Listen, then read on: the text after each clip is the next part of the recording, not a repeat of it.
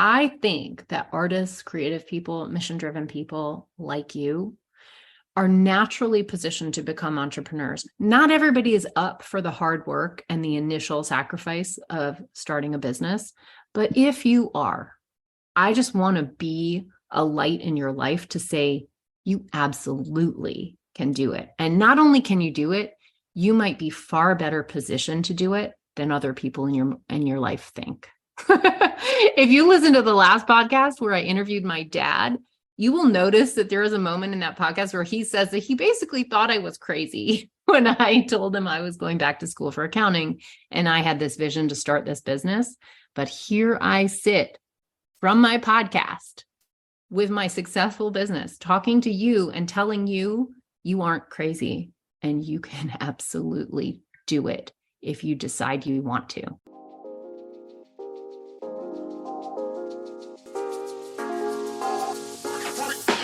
Welcome to the Sunlight Podcast.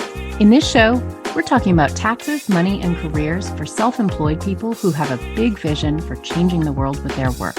I'm your host, Hannah Cole, artist, tax pro, and the founder of Sunlight Tax. If you're a creative or soul-centered entrepreneur or wellness practitioner who wants to grow your business sustainably, manage your taxes, and build a stash of fuck you money so you can control your time and have a bigger impact with your work, you are in the right place.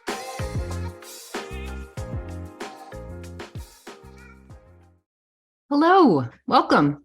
I've been spending the last month bringing you episodes that are a behind the scenes look at how, things that I've been learning as I run Sunlight Tax.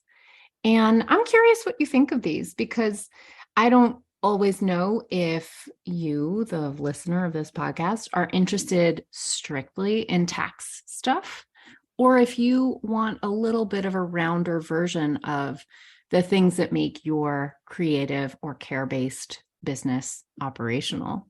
I know I, as a person who has started a business and grown a business, am always really, really interested in listening to other people who've had a similar path to me, listening how they've overcome challenges. To me, I find that absolutely fascinating.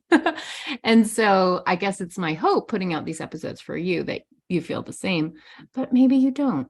Maybe you come to this podcast because you just want to know about taxes, and that's completely fine. But I'm definitely interested to hear. So if you have any thoughts about this, definitely send me a DM on Instagram. I would really love to hear from you about what kind of episodes you find valuable and if you are finding value in this behind the scenes series. So my Instagram is @SunlightTax, and please tell me what you think. Do you like these episodes or do you prefer just tax? I'm asking because I was looking at my downloads, and right after tax season, my downloads just dropped like in half. And so part of me was like, oh, geez, is this like people just coming to Sunlight Tax for taxes and then you feel done? Is there value I can provide to you for the rest of the year? Certainly my hope is yes. If you're listening right now, you're probably one of the people who did not stop listening because you got your taxes in. So you might be biased towards liking these episodes. But if I hear from you, it will tend to help me. You'll be the one who's determining the direction of this show. So let me know. Let me know what you think. Okay. So today I do have another, what I think is very juicy episode about why artists in particular, but also creative and mission-driven businesses make such natural entrepreneurs. And this is counterintuitive, right? Because a lot of us were taught that we're not good at business, not good at the stuff that makes a good business person. And I am here with a controversial but deeply experienced perspective of the absolute opposite. I think you are well positioned to be an amazing business person, and I'm going to talk about why. All right. So I find this topic really exciting. In fact, when I feel depressed about the world, the thing that gives me the most hope and gives me the feeling of excitement is the idea of people who really give a shit forming businesses that reflect their values and that put forward their vision of a better world into the world, right? Creative people, caring people like you, actually creating a business to solve a problem. This is how you can make a meaningful contribution towards making the world the better place that you want to see. So there's nothing more exciting to me than the idea of people who listen to this podcast forming businesses. And I hope you've gotten the vibe that that is very much what I'm trying to help you do.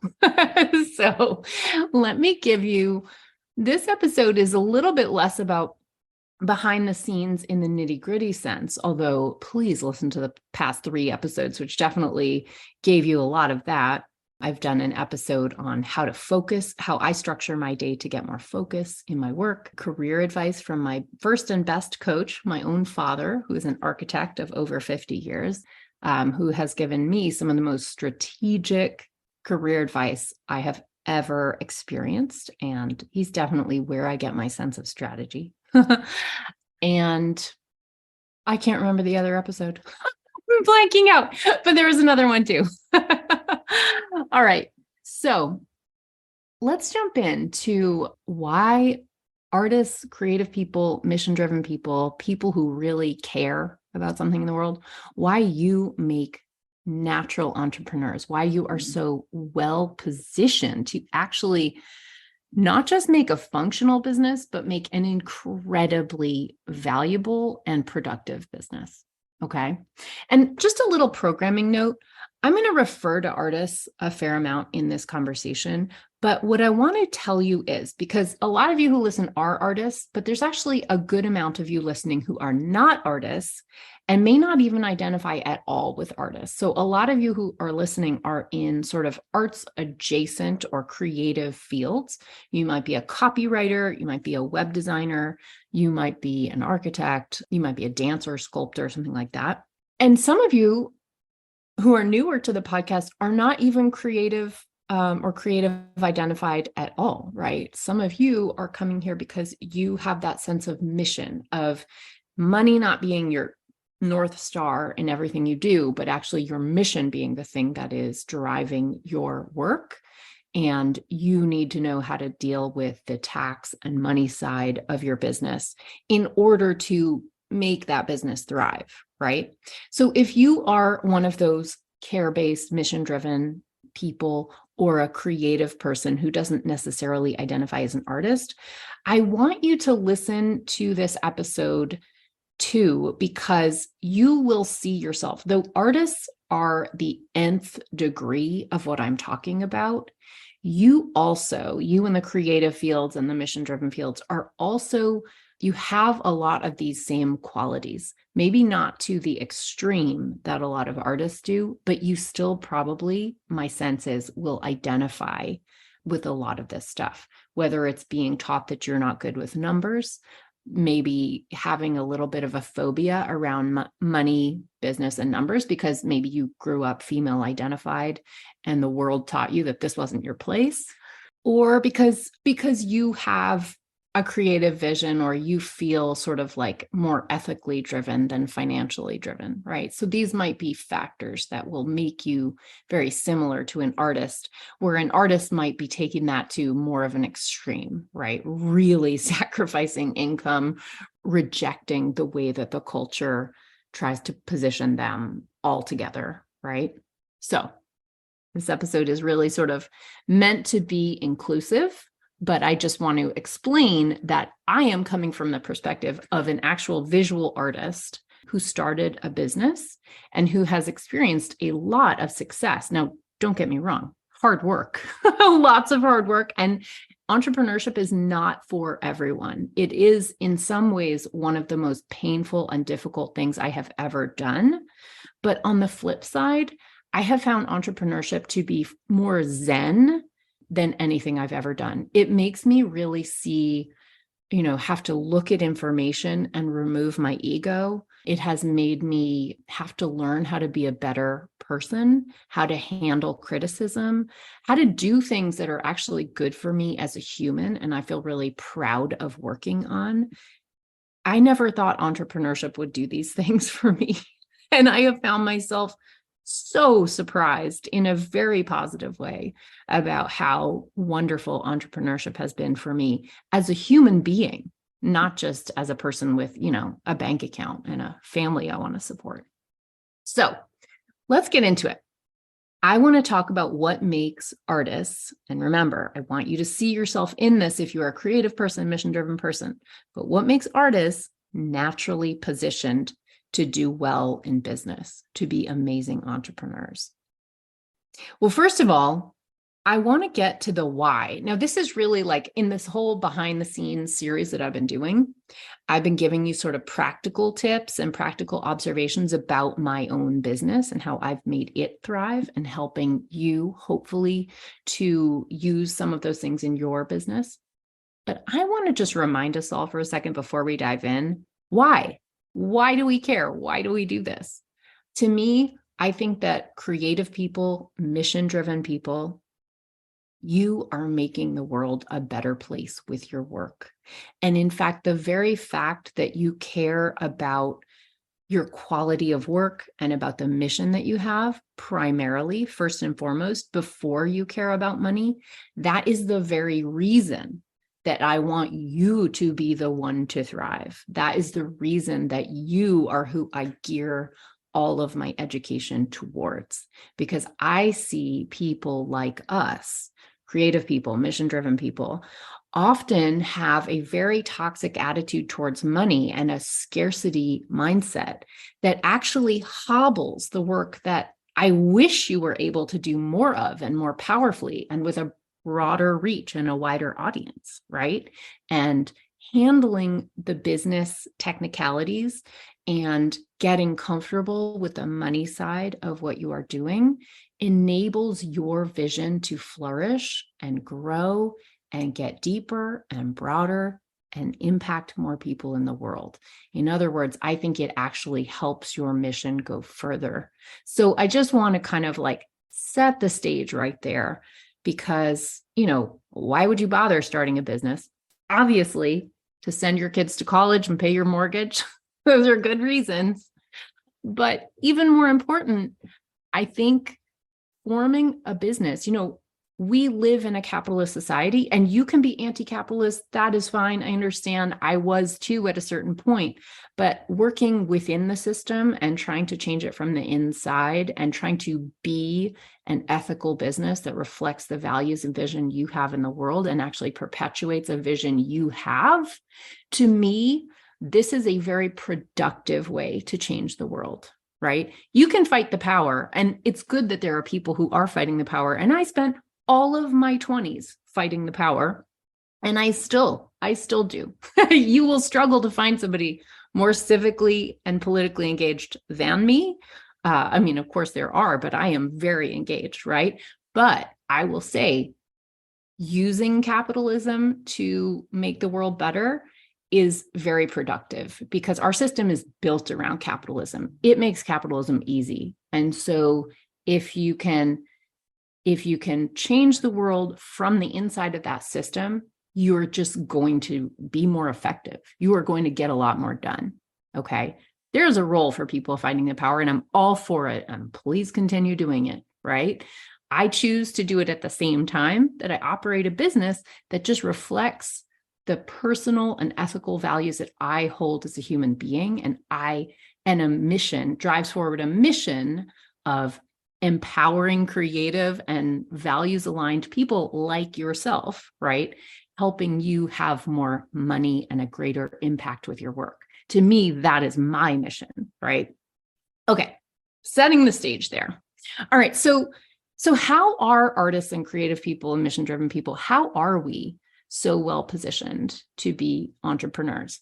It's funny, right? Because a lot of times we think we're not. We think the opposite, and the world, like the artist stereotype, often tells us the very opposite. It says, oh, you're bad with business, you're bad with money, this stuff is not going to come naturally to you, we think you're flaky, right?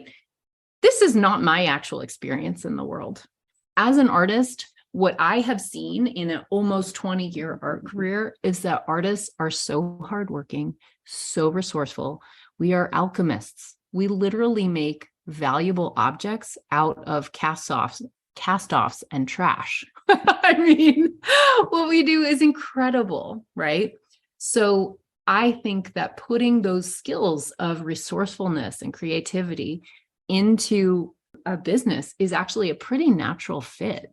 So let me make my case to you for how this is possible. Okay, so first of all, what I have noticed in my community, right, of mission-driven people, creative people, you're not scared of hard work. So entrepreneurship is hard, and it is especially hard in the beginning, right? When you're pushing the flywheel, building a business, you have to put in a lot before the system is built and before it can operate on its own and get some momentum to actually bring you in clients, bring you in work, bring you an audience that, then will kind of carry your work on the wind, right? So it takes a lot of upfront work, and you don't get payment for it right away. It takes some time. And that is really scary, right? That is actually probably the number one deterrent to most people ever starting a business, is a huge amount of, frankly, unpaid labor right at the front. You're going to have to invest either time or money, right? One or the other. But I will say this. On the other hand, and this is not necessarily a wonderful thing about being a mission-driven person or a creative person, but a lot of times for us, we have an advantage because we are not being paid that well, because we are not being paid, frankly, what the value of your work is worth. You have a lower opportunity cost than other people who might start a business. So what is opportunity cost? In economics, opportunity cost is basically the cost of not doing the thing you would have done had you not done X, right? So if you start a business, but you have to quit a job working for a consulting firm where you make $180,000 starting salary out of Harvard Business School, right? For you to start a business is actually a really high opportunity cost, because what you are giving up to go eat ramen for 2 years and get that business going, you're giving up $180,000 salary, right? Most artists and kind of mission-driven people that I know, we're not giving up $180,000 salary. When I decided to start Sunlight Tax, I was not giving up a big salary. Not at all. Not at all. My opportunity cost was certainly a lot lower. And in fact, in my art career, I was pretty used to putting in really long hours and lots of work and using lots of strategy to get in the door, places that naturally want to say no to you. And I actually found that that was really good practice, like hearing no a lot, having to be strategic in the way that I would get a chance to meet someone and make a first impression and show them how impressive my work was and how good my follow-up was. Those skills are so useful as a business. And when what you're used to is like a big fancy career with a massive salary where you have a big fancy name on your resume, whether it's a fancy degree, whether it's a fancy company that you work for, right? Like that stuff is hard to give up to go eat ramen for a little while, on the chance of doing something better. But for me, when I was starting Sunlight Tax, I wasn't giving up that much because I didn't have a lot of money coming in. I didn't have anybody just saying yes to me reflexively because of how much attention artists naturally command from the world, how much natural respect I got as an artist, right? So the opportunity cost was actually very low, okay? You probably don't realize that a lot of people who seem more qualified than you to start a business actually often have a harder time doing so because they're giving up more to do it. So I don't love that this is an advantage, but it is an advantage. Also, the fact that you're not scared of hard work, right? Like I said, in my creative career, I really had to be strategic in order to get meetings with curators, in order to get studio visits from people. I had to really strategize, like timing and persistence and follow-up and organizing my contacts so that I could, continuously follow up with the same key 20 people over and over. These skills translate beautifully into running a business. And I'm sure that if you have any kind of career in a world that is difficult, I am sure that you have honed some skills like that to navigate a world that is hard, where you hear a lot of no's, and that is another tremendous advantage. Another thing that I find, especially with artists, is that we're willing to take risks, right? I have a story to tell you. Because I have an enrolled agent's license, that is my tax license. I'm licensed by the IRS. My license requires me to do continuing education. So not only did I go to school for accounting and sat in rooms with accountants in that context, I every single year have to, now it's mostly online, but I would often do in-person continuing education trainings where I'd be in rooms with accountants, right? Learning about, local sales tax laws or whatever it was to keep my license. Well, what's so funny about that is over and over again, I would go to like career development sessions with other accountants where the things that were being taught were so inherently obvious to me. I could not believe people were paying money to sit in a room and learn this stuff. I'll give you an example. How to have a presence on Instagram, right? A lot of accountants really resist having any social media presence, right? And even if they do it, they're not necessarily doing it in a way that is very strategic or personable or, something that somebody might want to pay any attention to, right? And so there would be people in rooms trying to convince accountants the value of having an Instagram account and what you might possibly post on it. Now, I bet some of you are already laughing as you hear this because you're like, oh, that is so obvious to me why I would do that. And not only, even though I think I might have a lot of room for improvement, I am certainly further along the track than that. I definitely am using my Instagram account to get visibility and to connect with people, and I know how to make compelling content. So that's a major advantage that you have. But even more so, accounting is a naturally really conservative field, and that's a good thing, generally speaking. When you're dealing with finances, you want to be conservative, you want to be low risk. But a lot of times what I would see, whereas in the actual practice of doing the accounting work, staying conservative like that is actually very positive and good. But running your business, it's not so great to be that conservative. You actually can do a lot better in business when you're willing to take some risk. And what I find so funny is that a lot of business development stuff I have done with other accountants, the risk taking that accountants are willing to do in running their business is phenomenally low, right? So I would be in rooms where someone was trying to convince this group of accountants, for example, that they should switch from hourly billing to value-based pricing models. Those of you who are in like design work, agency work, you probably know about this shift. But if you don't know what I'm talking about here, there is a big shift in businesses towards value-based pricing your work to a client based around the value that client gets out of the work, as opposed to just hourly billing, right? Because with hourly billing, you can't scale very well. And the more expert you get in something, and the more quickly you are able to do that thing, the less you get paid. And that is sort of backwards, right? So value-based pricing helps to correct for that sort of problem that can come up. So I'm in a room filled with accountants in a session about value-based pricing, and there is so much resistance in that room. And to me, I'm thinking like, oh my God, I am making a shift from being a full-time artist, right? Which is completely risky. It's all the way risky. Like I'm not making much money at all ever.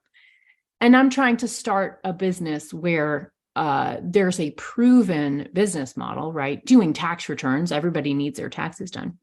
And I'm just trying to learn how to do it as well as I possibly can, right? I'm trying to apply the skills of being an artist to accounting where it's just easier. It's really easy to be an accountant. There's a lot of room for mediocre accountants in the world. The world just actually needs a lot of accounting. And artists, I think the world does need artists, absolutely. but it's not always willing to pay for them. And it's not a need in the sense of like every April 15th, you need a painting, right? Whereas every April 15th, you do need your taxes to be done. So in this room of accountants, there were all these people who it's like they were having a really hard time even making any changes at all to move from one pricing model that already worked, but that they were very familiar with, to this other pricing model that only had the potential to work better, right? That was the risk, right? A business that works to a business that works better. That's the risk, right?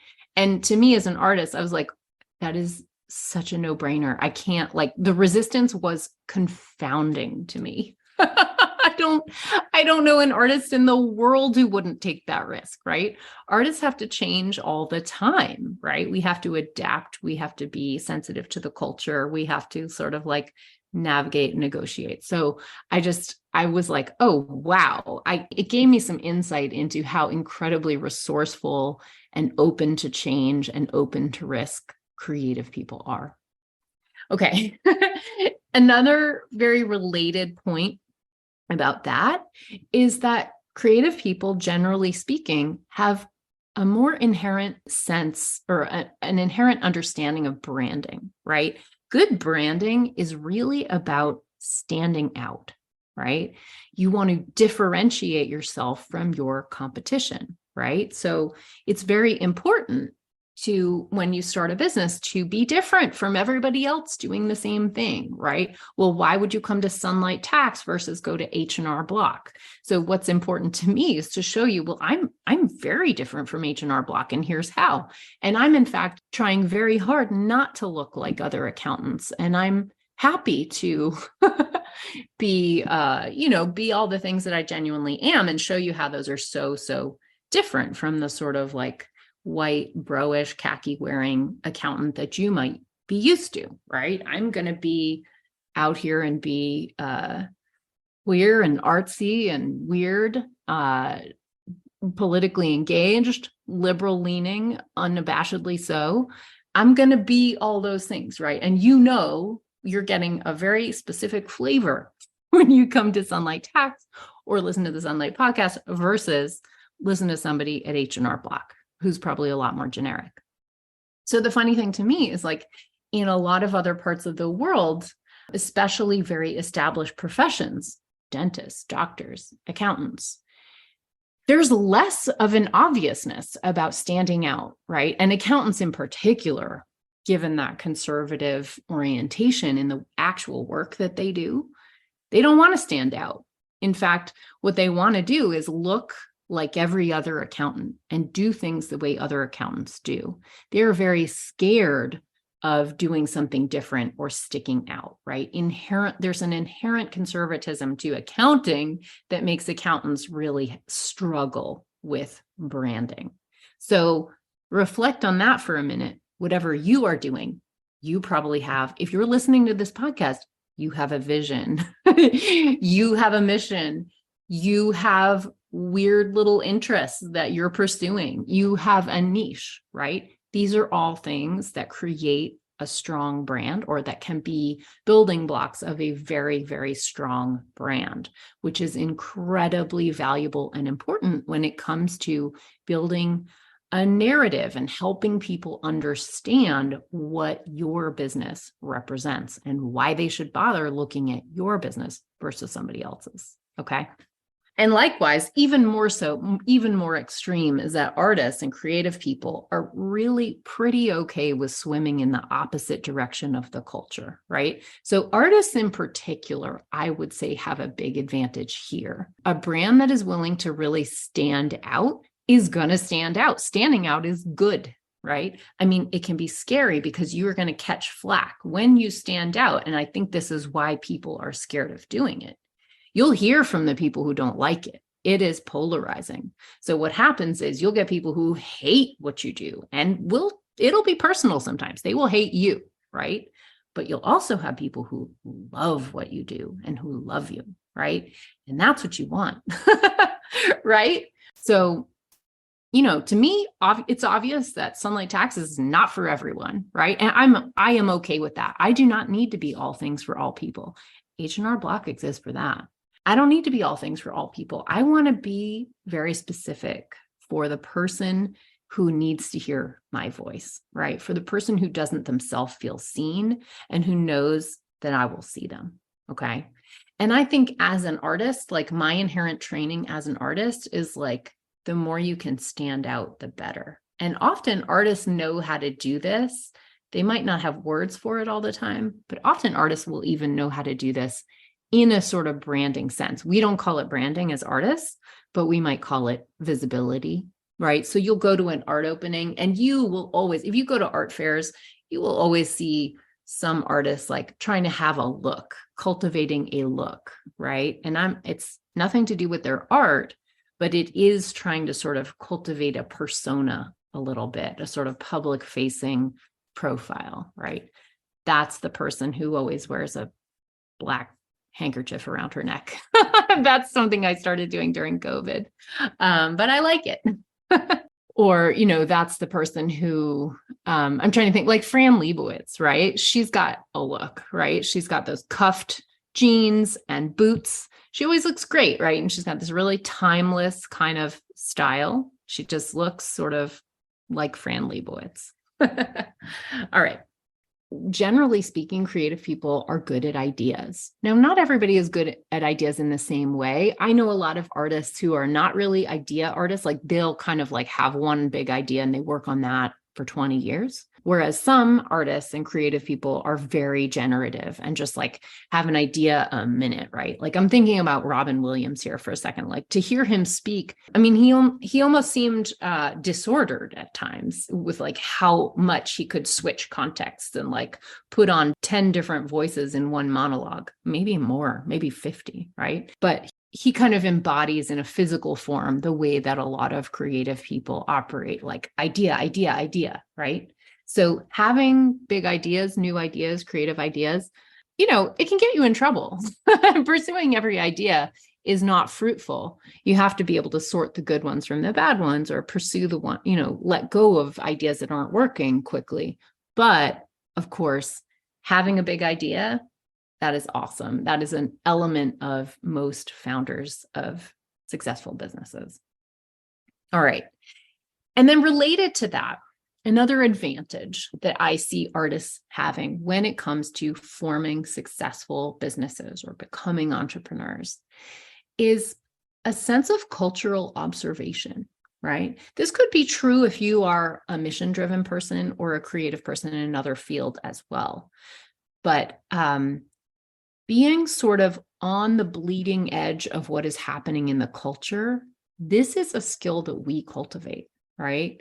When you're an artist, you are trying to be super attuned to trends and events, things that you see out in the culture. Avant-garde is a term applied, it comes from the military, right? It's about the scouting, the scouts in a war who would go out before the front and see what was happening. But that's what it means to be avant-garde. You're out in front. You're out in front of the first line, right? So when you have that sense of being avant-garde, of being ahead of the curve, that's a really valuable skill when it comes to entrepreneurship, both for generating ideas about products or services that will work or things that people need, concerns that people have, ways to address those concerns. These are incredibly valuable skills. And I will give you a really tangible example in my business of how this has operated. So as I do as an artist, in my art side of my life, I will listen to lots of podcasts with other artists. I read a lot of arts blogs. I talk to a lot of artists. I show up at events, openings, and I physically in person talk to other artists. And so I try to have a sense. And of course, I go to art fairs. And so through those means, I'm trying to have a sense of what is going on culturally in the art world, what the concerns are, what people are talking about. Well, I do the same thing in business. It's kind of natural for me because this is how I always operated as an artist. But in business, I do the same. I listen to podcasts every morning. So I'm constantly listening to podcasts from business people. I listen to economic podcasts. I always want to know what's going on in macroeconomics, like with the Fed and interest rates, the local economy, with the national economy, the global economy. And so also, as a person who has an online business, it's really important for me to stay on top of, audience behavior. How are people behaving online? Are people leaving Instagram? Like, Instagram is a constant source of conversation for a lot of online business owners because it's a source of visibility that you can't get through other means, but it's also clearly creating mental health challenges for everybody and had some real downsides, right? So I'm constantly trying to, observe, like, how are people behaving on Instagram? Are they shifting the way that they used to behave a year ago, 2 years ago? Is that becoming something different? Are people now listening to podcasts more? How do you distinguish yourself as a podcaster in a world where everybody's starting a podcast, right? So staying on top of trends and making observations, this has continued to serve me over and over. I don't consider myself any kind of expert on it, but I certainly have this habit of inputting information every single day and really trying to stay ahead of kind of where the culture is and innovate wherever I can in response to what I see. The other thing that this is a little bit more of a personal side about the advantage of starting a business as a creative person. But to me, something that happened in my long 20-year art career is that I felt no correlation between the amount of work I put in to a given show, for example, and the amount of money that came out. Now, this is not something you are going to relate to if you are working a job, right? Because hours in equals money out in that situation. But as an artist, where I was completely on my own, just painting shows, selling my work, I would find that I might make a really innovative new body of work, and I might work really, really hard to develop that work, and it might get to my show and not sell. And at times, I might show older work that was more popular, more proven, and it might sell pretty well, right? And so I had this weird experience as an artist, and that work that would sell really well might have been work I'd already made. So I barely had to put any effort into having that particular show, right? So I actually had this very odd experience myself as an artist. This is kind of personal, but where the money that I earned from my work had no correlation with how hard I worked on it. And this is really kind of bizarre, and probably most of you will not relate to this, but I have to say that the level of strategy and attention and care I always put into my art and my art career, I always found it pretty tough and demoralizing how little money I would make from it, or how random it seemed when I did make money from it, right? Like, I might get a random phone call that somebody had stumbled into my gallery and bought a piece, right? And I hadn't put in any effort at that moment. Of course, years ago when I made that piece, I did, but it didn't correspond in real time. I found that really demoralizing. It actually made me feel really out of power, and it sapped at my feeling of agency. And I did not like that in my art career. And I have to say that personally, as an entrepreneur, even with a really baby business, and I will be honest with you, that my first year in business in Sunlight Tax, I made $5,000, and that was for a year of full-time work. So not everybody can afford to, jump in full-time when you're making that little money. But I will say I was willing and able to put in the strategy, the upfront work, the due diligence, the follow-through, the effort, the pitching, the sort of difficult work to establish a baseline for a business that is now certainly generating enough to pay a mortgage, save for my children's college fund, and give me a nice, healthy retirement fund, right? So I feel super excited with the level I have been able to grow my business to through these skills. But it is important to understand it didn't start in a place that was so juicy and wonderful. And I really paid my dues in the beginning for years and years of pretty low income and pretty intense levels of work. But I found it satisfying even from the beginning that I could see in my entrepreneurship that my effort paid off, right? Even if it didn't mean money yet, I could see my audience grow.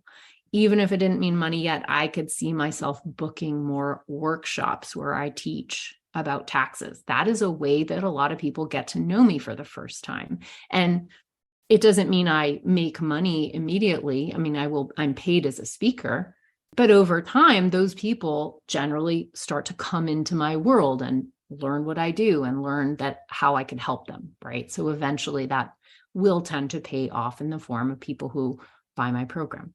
So to me, using all my strategy and my skill and my hard work and having that actually seeing tangible results from that to me has been an incredibly satisfying piece of being an entrepreneur. And I will say this also, as an artist, I found it very difficult. I have always found it very difficult that it's hard to gauge where you're at. So much of your work and your career exists in your own head, and it's about how you frame it to yourself. Like you have to define success for yourself because it's not that obvious what a successful artist actually looks like.